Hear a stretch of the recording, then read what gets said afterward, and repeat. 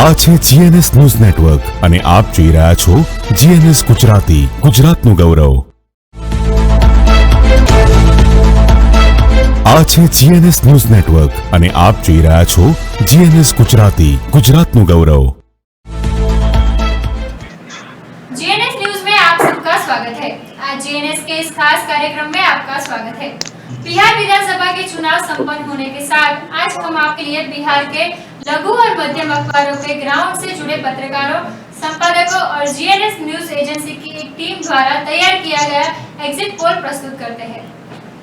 इस exit poll के जरिए हम जानेंगे कि बिहार में किसका पलड़ा भारी है, कौन बन सकता है बिहार का अगला मुख्यमंत्री और क्या है इस पूरे इलेक्शन में आम जनता का मिजाज। हम कुछ ही देर में हम रखेंगे आपके सामने, हम उन कुछ मेहमानों के साथ भी चर्चा करेंगे जो हमसे जुड़े हैं। हमारे साथ वरिष्ठ पत्रकार और राजनीतिक विश्लेषक रवि शर्मा जुड़ गए हैं, कांग्रेस के नेता राजेश सिंह काली जुड़ गए हैं, GNS राजस्थान के ब्यूरो चीफ लकी जैन हमारे साथ है और आरजेडी के यूपी के महासचिव विद्युत सिंह भी हमारे साथ जुड़ गए हैं। राष्ट्रीय लोकदल के नेता अंकुर सक्सेना भी हमारे साथ जुड़ गए हैं। तो सबसे पहले बात करते हैं कि वोटिंग का। रवि शर्मा, मैं आपसे पूछना चाहूंगी कि राजनीतिक इस चुनाव में मोदी का मैजिक चलेगा या फिर परिवर्तन की लहर आएगी, क्या लगता है आपको? जी रवि जी, मैं आपसे पूछना चाहती हूँ कि बिहार के इस इलेक्शन में, इस चुनाव में मोदी का मैजिक चलेगा या फिर परिवर्तन की लहर आएगी, क्या लगता है आपको? मेरा अगर जवाब है जी, तो इस हिसाब से बिहार में इलेक्शन हुए हैं और जो परसेंटेज वोटिंग की गई उसको देखते हुए जाहिर सी बात है कि चुनाव में कुछ न कुछ लहर चलेगी, क्योंकि जो युवा वर्ग वहाँ पर 90 लाख जो नया जुड़ा हुआ है उसको देखते हुए कहीं न कहीं इस चुनाव में कुछ न कुछ लहर बदलेगी। सरकार का अपना जो एजेंडा रहा है कहीं न कहीं उसके थोड़ा सा चेंज भी हुए हैं और कुछ चीजें जो बदली हैं। हाँ, एक दो मुद्दे तो अगर छोड़ दें तो नीतीश जी दोबारा अपनी सरकार बना सकते हैं और अगर युवा वर्ग को जोड़ के देखें तो जो तेजस्वी जी ने अपनी पार्टी में युवा वर्ग को जिस हिसाब से 10 लाख नौकरी देने की बात की है, ये बहुत बड़ी बात है कि सरकार युवाओं को यहाँ मिल रहा है, बेरोजगारी बहुत है, नौकरी 7.5 लाख वहाँ पेंडिंग पड़ी हुई है, उन नौकरियों को देने की बात की जा रही है, तो उससे युवा वर्ग कहीं न कहीं तेजस्वी की ओर आकर्षित हो रहा है, जिससे एक लहर तो बन ही रही है और सरकार तेजस्वी की भी बन सकती है। और जिस हिसाब से एग्जिट पोल में हम लोग देख रहे हैं, जो एग्जिट पोल कर रहे हैं इसके हिसाब से तेजस्वी पलड़ा भारी है और नीतीश का भी पलड़ा भारी है, चूंकि इनका गठबंधन चल रहा है और नीतीश का भी कांग्रेस के साथ गठबंधन है, तो कहीं न कहीं जो हवा चल रही है वो नीतीश और बीजेपी के आरजेडी और तेजस्वी के गठबंधन को लेकर ही चल रही है एग्जिट पोल के अनुसार। जी रवि जी, धन्यवाद।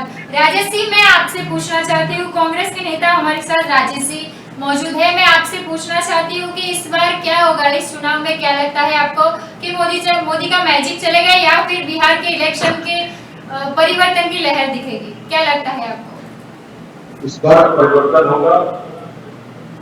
मोदी जी का ना कोई मैजिक पहले था, ना है, ना रहेगा, क्योंकि इस देश की जनता समझ चुकी, बल्कि बिहार, उत्तर प्रदेश, राजस्थान, मध्य प्रदेश, पूरे देश की जनता समझ चुकी है कि ये मोदी का मैजिक नहीं तो फेक मैजिक था, जो जुमलों की एक बारिश होती थी नौजवानों को बरकरार। आप देखिए लगभग 243 सीटों पर जो बिहार में चुनाव हुआ है, आप देखिए कांग्रेस गठबंधन पूर्ण बहुमत से सरकार बनाने जा रही है। नीतीश जी ने अभी अंतिम चरण के चुनाव में नीतीश जी ने कहा कि ये मेरा आखिरी चुनाव। अच्छा, मैं नीतीश जी से पूछना चाहता हूँ, ये किस अपराध बोलते का स्लोगन ये आप कह रहे हैं?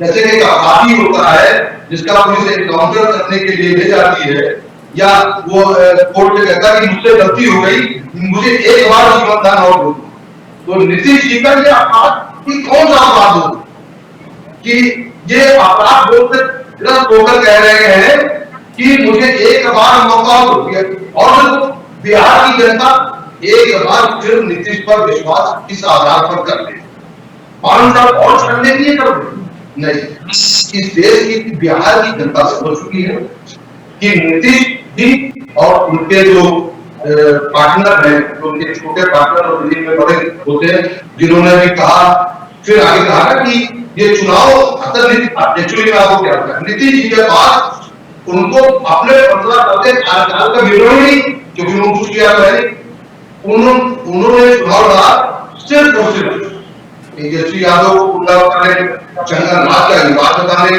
उन्होंने चुनाव लड़ा नरेंद्र मोदी, क्योंकि उन्होंने कुछ किया ही नहीं था। जो कुछ किया लालू जी के सरकार ने किया, जो कुछ किया कांग्रेस की पूर्व सरकारों ने किया। इनके पास ना कोई मुद्दा है, ना कोई इनके पास चिंतन है। अभी कोरोना काल में, हेलो हेलो हेलो, आपकी आवाज सुनाई रही है, बोलिए। अभी कोरोना काल में जिस हिसाब से नीतीश जी ने प्रवासी बिहार के मजदूर भाइयों के साथ जिस तरह जो व्यवहार किया कि उनको आने नहीं दिया, ये क्या समझते हैं आप? ये मानवता को स्वीकार करते हैं। आप किस मुंह से जा रहे हैं? नीतीश जी किस मुंह से जा रहे हैं? किस अपराध हो से करते हो? 10 कांग्रेस ने, आरजेडी ने 10 लाख की नौकरियां देने का वादा है। हम सरकार बना रहे हैं, आरजेडी और कांग्रेस मिलकर सरकार बना रहे हैं, पूर्ण बहुमत का सरकार बना रहे हैं, शुरुआत प्राप्त होने जा रहा है। जी राजेश जी, इस बात पर हमारे साथ आरजेडी नेता विद्युत सिंह जोड़ गए हैं, तो विद्युत सिंह आप इस बारे में क्या कहना चाहेंगे? विद्या जी, हमारा गठबंधन 150 सीटों को पार कर चुका है जी।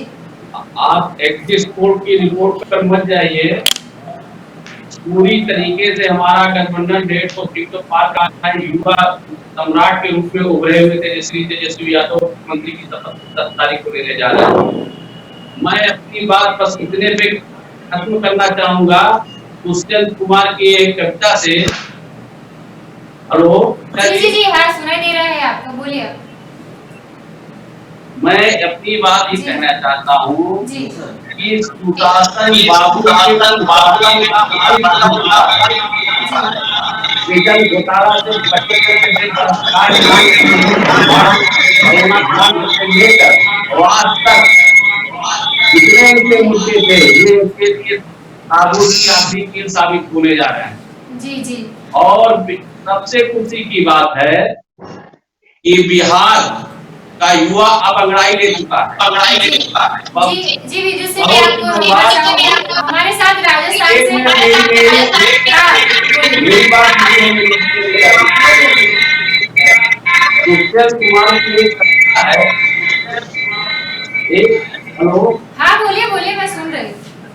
कौन कहता है आसमान में सुहाग नहीं हो सकता, एक पत्थर तबीयत से उछालो यारो। आज 15 साल के कुशासन का अंत हो चुका है, छेद हो चुका है, और मोदी का मैजिक फेल हो चुका है।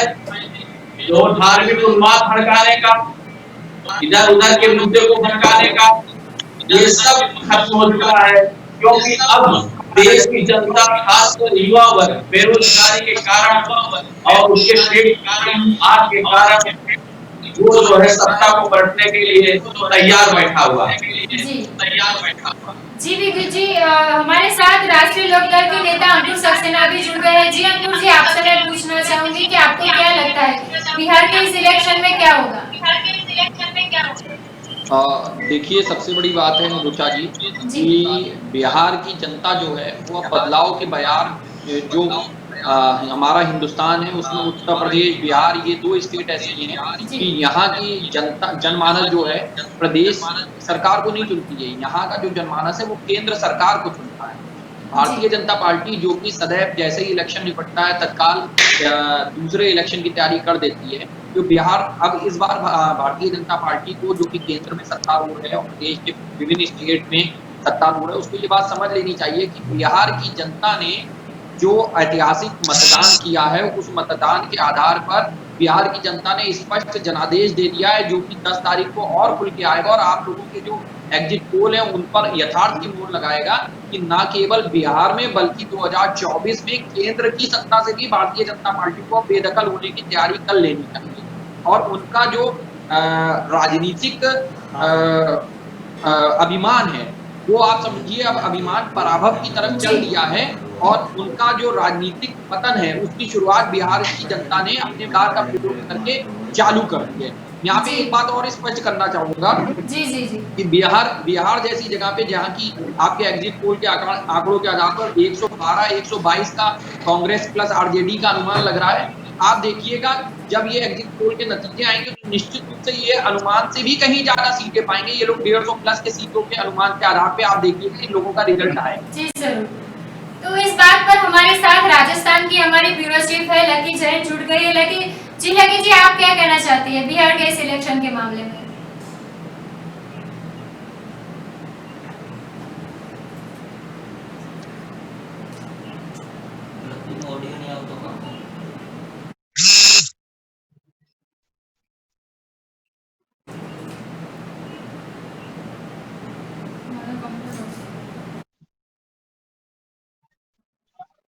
लकी जी आपकी आवाज ठीक से सुनाई नहीं दे रही है, तो चलिए सबसे पहले कि सीमांचल में क्या हो सकता है।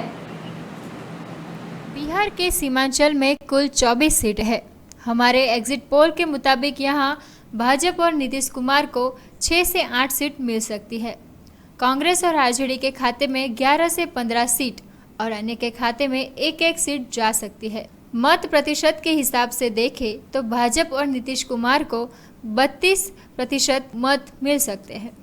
कांग्रेस और आरजेडी का देखें तो उनको 43% मत मिल सकते हैं। पासवान को 5% वोट और अन्य को 20% वोट मिल सकते हैं। मिथिलांचल का हाल देखें तो बिहार के मिथिलांचल में 50 सीटें हैं। हमारे एग्जिट पोल के मुताबिक यहाँ भाजपा और नीतीश कुमार को 22 से 25 सीट मिल सकती है। कांग्रेस और आरजेडी के खाते में 19 से 22 सीट और अन्य के खाते में 2 से 3 सीट जा सकती है। मत प्रतिशत के हिसाब से देखें तो भाजपा और नीतीश कुमार को 41 और कांग्रेस और आरजेडी को 38 और पासवान को 4% मत मिल सकते हैं और अन्य को 17% मत मिल सकते हैं। अब बात करते हैं आंध्र प्रदेश की। बिहार के आंध्र प्रदेश में कुल 27 सीट है। हमारे एग्जिट पोल के मुताबिक यहाँ भाजपा और नीतीश कुमार को 13 से 11 सीट मिल सकती है और कांग्रेस और आरजेडी के खाते में 9 से 12 सीट आ सकती है और अन्य के खाते में 2 से 3 सीट जा सकती है। मत प्रतिशत के हिसाब से देखें तो भाजपा और नीतीश कुमार को 44% और कांग्रेस और आरजेडी को 32% वोट मिल सकते हैं और पासवान को 5% वोट और अन्य को 19% वोट मिल सकते हैं। तो चलिए अब हम देखते हैं मगध और उत्तरी बिहार में क्या हो सकता है। अब पहले देखते हैं मगध का हाल क्या है। मगध क्षेत्र में कुल 69 सीट है।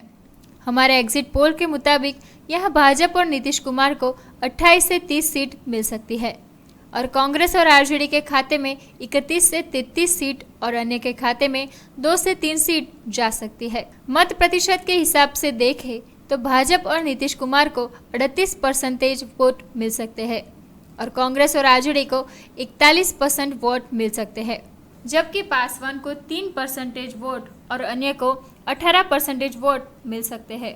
उत्तरी बिहार का हाल देखें। उत्तर बिहार में कुल 73 सीटें हैं। हमारे एग्जिट पोल के मुताबिक यहाँ भाजपा और नीतीश कुमार को 28 से 32 सीट मिल सकती है, जबकि कांग्रेस और आरजेडी के खाते में 33 से 36 सीट आ सकती है और अन्य के खाते में 3 से 7 सीट जा सकती है। मत प्रतिशत के हिसाब से देखो तो भाजपा और नीतीश कुमार को 38% वोट मिल सकते हैं, जबकि कांग्रेस और आरजेडी को 43% वोट मिल सकते हैं। उसके सामने पासवान को 3% वोट और अन्य को 22% वोट मिल सकते हैं। बिहार के सीमांचल में कुल 24 सीटें हैं। हमारे एग्जिट पोल के मुताबिक यहाँ भाजपा और नीतीश कुमार हमारे सबसे बड़ा मुद्दा लोकसभा बाढ़ है, बाढ़ के बिहार के के बाद हम सबसे चर्चा करेंगे बाकी के सवालों पर। पता है जो प्रलय होती है बिहार में। આ છે જીએનએસ ન્યૂઝ નેટવર્ક અને આપ જોઈ રહ્યા છો જીએનએસ ગુજરાતી, ગુજરાતનું ગૌરવ। अरे बबलू, लॉकडाउन खुलते ही टहलने निकल पड़े। महामारी अभी फैली हुई है। सरपंच जी टहलने नहीं, काम पे वापस जा रहे हैं। तुझे डर नहीं लगता वायरस पकड़ लेगा? पहले थोड़ा बहुत डर लगता था, फिर पता चला कि अगर मैंने पूरी सावधानी बरती तो ये बीमारी होने की संभावना कम है। सबसे महत्वपूर्ण है ये मास्क। काम पर मास्क हमेशा पहनूंगा, समय समय पर हाथ धोता रहूंगा और दूसरों से हर वक्त कम से कम 2 गज की दूरी बनाए रखूंगा। खुद को, दूसरों को और अपने परिवार वालों को भी सुरक्षित रखूंगा। अरे भाई, मेरी जिम्मेदारी बनती है तुझे चेतावनी देना, सो दे दिया। जब देश के मेडिकल और स्वच्छता कर्मचारी रोज कोरोना वायरस से लड़ने का काम कर रहे हैं तो हमारी भी तो जिम्मेदारी बनती है अपना काम करने की। बबलू, तुझे कुछ हो गया तो? हजारों लोग इस बीमारी को हराकर ठीक हो चुके हैं और अगर किसी कारण मुझे ये बीमारी हो भी जाए तो सरकार ने अस्पताल में हमारे इलाज के लिए पर्याप्त व्यवस्था कर रखी है। ये घबराने का वक्त नहीं, एक दूसरे का हौसला बढ़ाने का वक्त है। अरे ऐसे क्या देख रहा है? तू काम पे जाएगा, मैं नहीं जाऊंगा, नाक नहीं कट जाएगी मेरी। चलो। मास्क। हाँ, मास्क मास्क। अरे नाक तो ढक लो। हाँ। कोरोना वायरस से हमें लड़ाई जारी रखनी पड़ेगी, पर उससे डर कर नहीं, पूरी सावधानी के साथ डट कर चलिए। रुकी जिंदगी को आगे बढ़ाएं, देश को आत्मनिर्भर बनाएं। जय हिंद। આ છે જીએનએસ ન્યૂઝ નેટવર્ક અને આપ જોઈ રહ્યા છો જીએનએસ ગુજરાતી, ગુજરાતનું ગૌરવ। ब्रेक के बाद आप सबका स्वागत है। रवि शर्मा जी, मैं आपसे पूछना चाहती हूँ कि अपने पहले कार्यकाल में विकास गुरु स्थापित हुए नीतीश कुमार, लेकिन अब क्या लगता है लोग बदलाव के लिए वोट करेंगे? क्या लगता है नीतीश कुमार को फिर से इस साल भी उनको वोट मिलेंगे या नहीं मिलेंगे? आप क्या मानते हैं इस बारे में?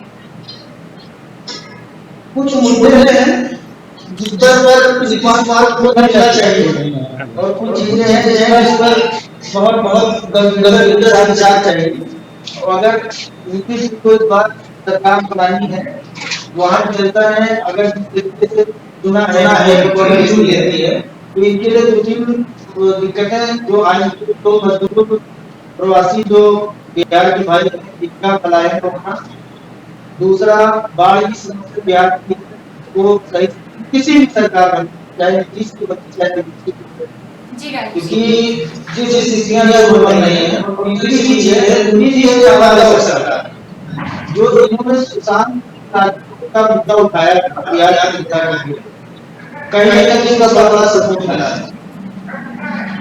और वो आज पर मुद्दा जो है मतलब इंटरनेशनल कई देशों से हमारे साथ कांग्रेस के नेता राजेश सिंह जुड़ गए। राजेश सिंह आगे जुड़ गए, तो राजेश सिंह, मैं आपसे पूछना चाहती हूँ कि पहले कार्यकाल में विकास गुरु स्थापित हुए नीतीश कुमार, अब क्या लगता है लोग इस साल बदलाव के लिए वोट करेंगे? क्या लगता है आपको? आज आखिरी वोटिंग हो गई 6 बजे और बिहार में बदलाव हो चुका है। बिहार के 9 करोड़ वोटरों ने अपना बहुमत दे दिया है तेजस्वी को और गठबंधन को, तो निर्णय आज हो गया। अब 10 और टीवी पे आपके सरकार में जी तो निर्णय तो हो गया, बहुमत हो गया। जी हमारे साथ 9 करोड़ वोटरों ने हमको बहुमत दे दिया है। जिस हिसाब से पहले चुनाव में हमारे जो वोटिंग हुई 55%, 38%, दूसरे चरण में भी 54%। जी आपका धन्यवाद। लेकिन हमारे साथ आरजेडी के यूपी महासचिव है विद्युत सिंह, मैं आपसे पूछना चाहती हूँ क्या लगता है आपको?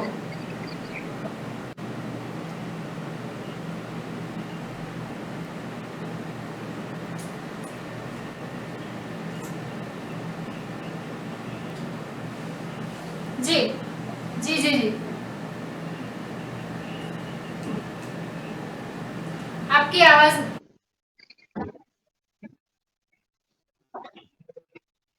जी जी जी, आपकी फोन कट गई है। मैं लकी जी आपसे पूछना चाहती हूँ कि इस सवाल के बारे में आप क्या कहना चाहती है?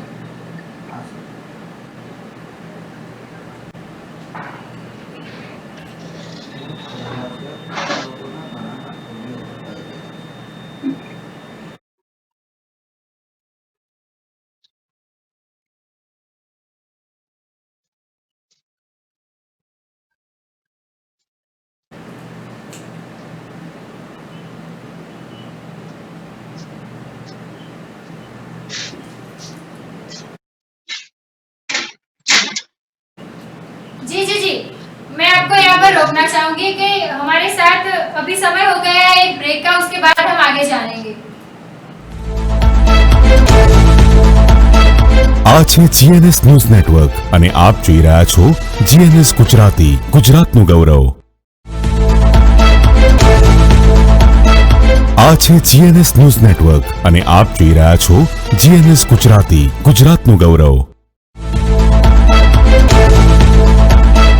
આ છે જીએનએસ ન્યૂઝ નેટવર્ક અને આપ જોઈ રહ્યા છો જીએનએસ ગુજરાતી, ગુજરાતનું ગૌરવ।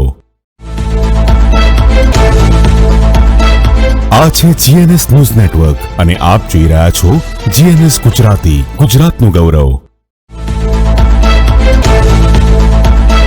આ છે જીએનએસ ન્યૂઝ નેટવર્ક અને આપ જોઈ રહ્યા છો જીએનએસ ગુજરાતી, ગુજરાતનું ગૌરવ। આ છે જીએનએસ ન્યૂઝ નેટવર્ક અને આપ જોઈ રહ્યા છો જીએનએસ ગુજરાતી, ગુજરાતનું ગૌરવ। ब्रेक के बाद आप सबका स्वागत है और चलिए अब हम देखते हैं कि मगध और उत्तरी बिहार में क्या हो सकता है, कैसा है मगध का और उत्तरी बिहार का हाल। 6 से 8 सीट मिल सकती है। कांग्रेस और आरजेडी के खाते में 11 से 15 सीट और अन्य के खाते में 1-1 सीट जा सकती है। मत प्रतिशत के हिसाब से देखें तो भाजपा और नीतीश कुमार को 32% मत मिल सकते हैं।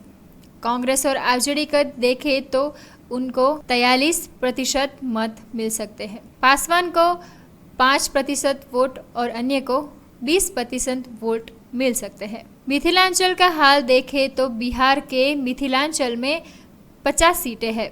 हमारे एग्जिट पोल के मुताबिक यहाँ भाजपा और नीतीश कुमार को 22 से 25 सीट मिल सकती है। कांग्रेस और आरजेडी के खाते में 19 से 22 सीट और अन्य के खाते में 2 से 3 सीट जा सकती है। मत प्रतिशत के हिसाब से देखें तो भाजपा और नीतीश कुमार को 41 और कांग्रेस और आरजेडी को 38 और पासवान को 4% मत मिल सकते हैं और अन्य को 17% मत मिल सकते हैं। अब बात करते हैं आंध्र प्रदेश की। बिहार के आंध्र प्रदेश में कुल 27 सीट है। हमारे एग्जिट पोल के मुताबिक यहाँ भाजपा और नीतीश कुमार को 13 से 11 सीट मिल सकती है और कांग्रेस और आरजेडी के खाते में 9 से 12 सीट आ सकती है और अन्य के खाते में 2 से 3 सीट जा सकती है। मत प्रतिशत के हिसाब से देखें तो भाजपा और नीतीश कुमार को 44% और कांग्रेस और आरजेडी को 32% वोट मिल सकते हैं और पासवान को 5% वोट और अन्य को 19% वोट मिल सकते हैं।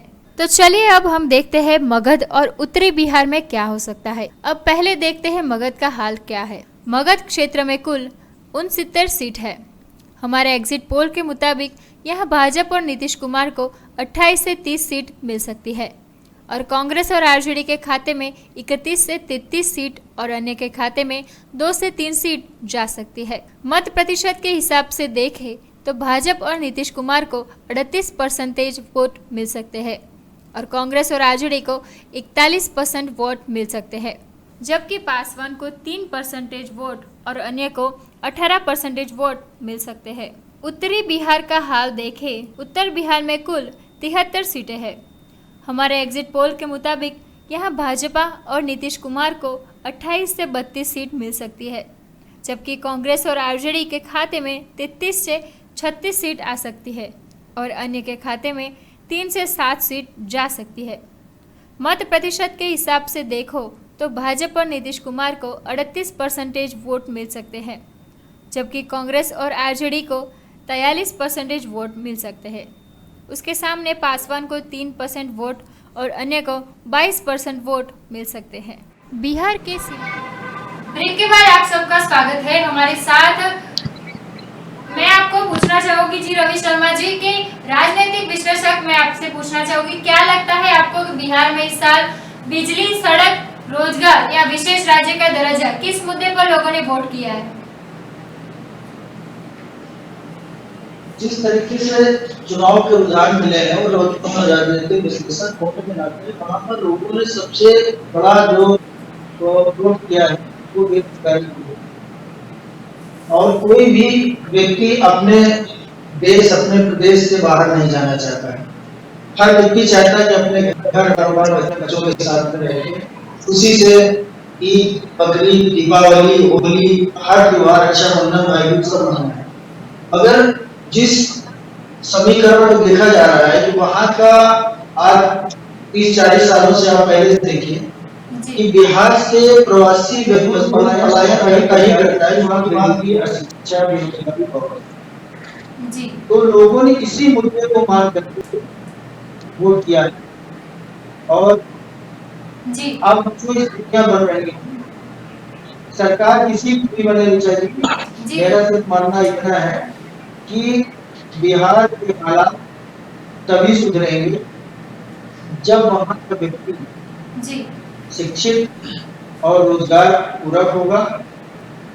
और वहाँ की जो सबसे भयानक स्थिति है विकराल बाढ़, सरकार कोई भी बनती है इस समस्या का समाधान नहीं कर पाती है। इस पे किसी कोई भी सरकार को ध्यान देना होगा। और कोरोना महामारी जैसी विषम परिस्थितियों में जो आने वाले समय में और इसका विकराल रूप बढ़ेगा, कोई भी सरकार उसको अपना केंद्रित करना पड़ेगा, ध्यान देना पड़ेगा। क्योंकि अगर हम तो सरकारें हैं, हम ही नहीं रहेंगे तो सरकारें करेंगे। जी अंकुर जी, मैं आपको यहाँ पे रोकना चाहूंगी। जी अंकुर जी, मैं आपको पूछना चाहूंगी कि क्या लगता है आपको इस साल बिहार की जनता ने किस मुद्दे पर लोगों ने वोट किया है? देखिए रुचा जी, सबसे बड़ी बात है ये सर्वमान्य सिद्धांत है कि रोजी रोटी, कपड़ा, मकान, ये हर व्यक्ति की अपनी मूलभूत आवश्यकता होती है। और बिहार के चुनाव में इसी मूलभूत आवश्यकता के आधार पर बिहार के आम जनमानस ने वोटिंग की है। अब यहाँ पर सबसे महत्वपूर्ण विषय ये है कि पिछले 15 साल से सत्तारूढ़ रहने वाले माननीय नीतीश कुमार साहब एंड अलायंस में भारतीय जनता पार्टी, जो कि उनके साथ टू सीटर गाड़ी पे सवारी कर रही है, वो आम जनमानस को रोजी रोटी, कपड़ा, मकान की मूलभूत आवश्यकताओं को प्रदत्त करने में विफल रही है। इसके अलावा एक और भी सबसे बड़ी बात है कि जैसे अभी चर्चा में विषय वस्तु उभर के आई, कोरोना तो एक 2020 की समस्या है। कोरोना से पहले नोटबंदी, जीएसटी, हर तरीके के जो इनकी योजनाएं, उन योजनाओं ने आम जनमानस को दबाने और कुचलने का कार्य किया है। आप एक बार बताइए कि आज की डेट में जबकि पूरी दुनिया, हिंदुस्तान में और पूरे वर्ल्ड में कोरोना के मारे लोग दाने दाने को मोहताज है, ऐसी स्थिति में बैंकों का कोई नियंत्रण नहीं रह गया है। बैंकों को ये लोग दूसरों को 3 महीने बाद नोटिस चली जाती है कि आप 3 महीने का हमने ब्याज माफ किया और चौथे महीने में 4 महीनों का आप ब्याज दीजिए। तो ये तो आम जनमानस को केवल साम दाम दंड भेद से कुचलने का प्रोग्राम इनने अपना चालू कर रखा है और उसी आधार पे कार्य कर रहे थे। और बिहार के प्रबुद्ध जनमानस ने अपनी जो वोटिंग की है, उस वोटिंग के आधार पर माननीय नीतीश कुमार जी को यह गया है और भारतीय जनता पार्टी के केंद्रीय नेतृत्व को ये बात समझ में आ गया है कि अब बिहार में इनका बोरिया बिस्तर बनने वाला है। इसीलिए आप देखिए मुख्यमंत्री नीतीश कुमार जी जो हैं अपनी रैली में भावुक भाषण देते हैं कि ये मेरा आखिरी इलेक्शन है। अब आप बताइए, आपका आखिरी इलेक्शन तो 2 तरीके से हो सकता है ना। अगर आप जीत गए तो आप कहेंगे कि आम जनमानस की डिमांड पे हम दोबारा कार्य क्षेत्र में, फील्ड में आए जा रहे हैं। और अगर आपको ये नजर आ गया है कि आपका इलेक्शन आखिरी है, तो ये आप हार को स्वीकार करने को आम जनमानस के बीच में प्रदर्शित कर रहा है। जी जी जी, राजेश जी, मैं आपसे पूछना चाहूंगी क्या लगता है आपको इस मुद्दे पे? जी मैं आपसे पूछना चाहूंगी राजेश जी कि जिस बारे में अंकुर जी ने बोला उस बारे में आपको क्या लगता है? सही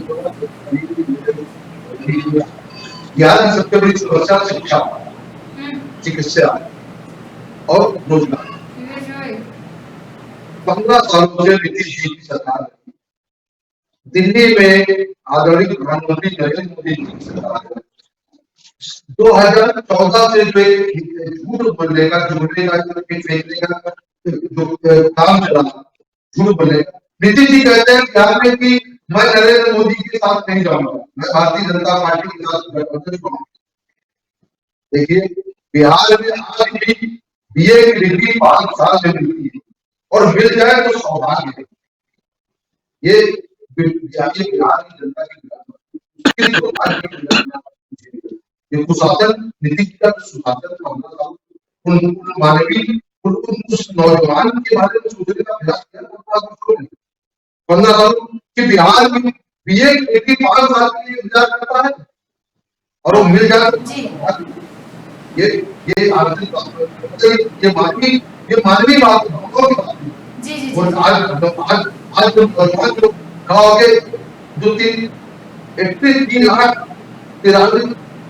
83 लाख जो नया वो देख रहा है भारत के प्रधानमंत्री की और नीतीश जी की ओर, लेकिन उनके अपनी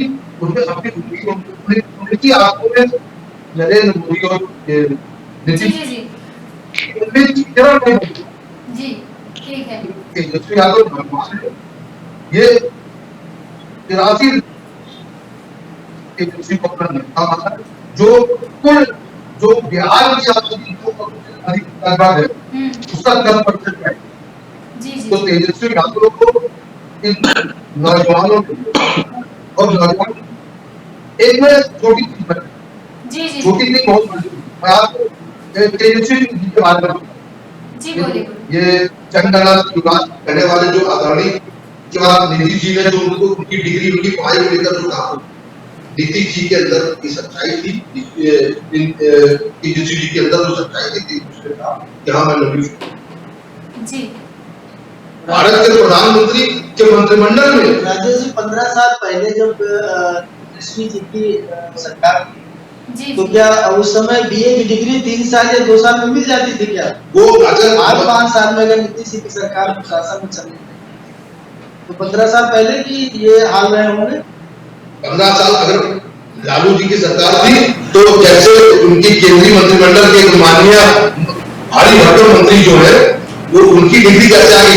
सरकार तो उनकी ना, वो तो आईएम की, मेरे ख्याल से आईएम और इंजीनियरिंग क्या डिग्री ले लेते थे इंडस्ट्री। जब सरकार की डिग्री देती है, जैसे हमारे आदरणीय प्रधानमंत्री और भारी भरकम पुरानी कहावत है बिहार में जंगलराज के बारे में जो बताया जा रहा है, तो तिलवती हत्या और श्रीमती घटना आम बात हो रही है। अब क्या लग रहा है कि आने वाले जिसकी भी सरकार में नहीं वो इन सब चीजों से मुक्ति दिलाएगा? बिहार में शिक्षित करेगा? बिहार की जनता ने वोट दिया है विकास के लिए, शिक्षा के, और जो प्रवासी मजदूर बिहार लौटा है उसके पैरों के छालों में वो खत्म करना है, तो कहीं 1 नंबर पे, 2 नंबर पर प्रत्याशी लाते हैं, वो बदलाव नहीं करता। वो 83 लाख लोगों ने नीतीश को अपराध को पता था ये इनका अंतिम ही चुनाव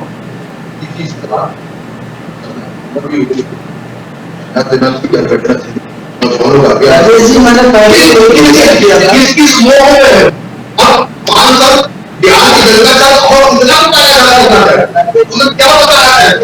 नीतीश जी ने आखिरी चुनाव के चक्कर में गए तो हो सकता है उनकी भावना नहीं होगा उनके देश की जनता के साथ। यही भावना, यही बात आपको मैं याद दिला दूं, पूरे पंजाब में तो प्रकाशी मार्गों में यही भावना इंडिया में आखिरी इलेक्शन तो क्या युवा भावना में भारत के साथ लगाओ। लेकिन जो सरकारें कोई सरकारों की जनता जनगण के हितों का ध्यान रखना, शिक्षा, चिकित्सा, साधन संसाधनों की दूर करना, बेरोजगारी दूर करना, लेकिन 2014 के बाद जो भारत की राजनीति का एक ऐसा विमर्शन नहीं है कि भारत की राजनीति में दिल्ली में बैठी। आप दोनों को यहाँ पर जी मैं आप दोनों को चाहूंगी, मैं आपसे कहना चाहूंगी हमें ये चर्चा यहाँ पर ही रोकनी होगी। आप सबका हमारे साथ जुड़ने के लिए बहुत बहुत धन्यवाद।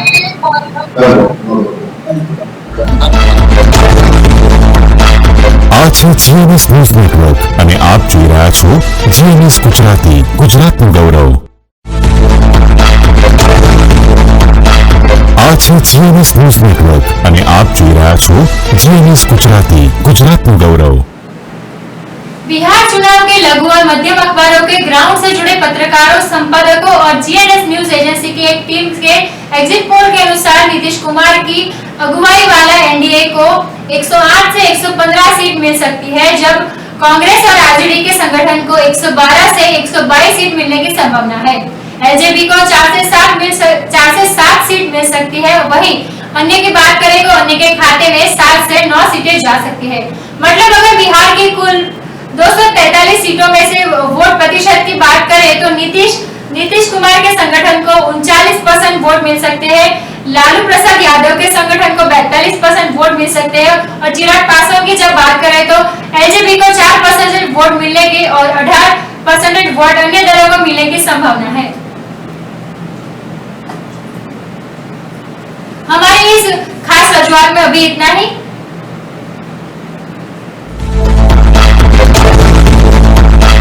આ છે જીએનએસ ન્યૂઝ નેટવર્ક અને આપ જોઈ રહ્યા છો જીએનએસ ગુજરાતી, ગુજરાતનું ગૌરવ। આ છે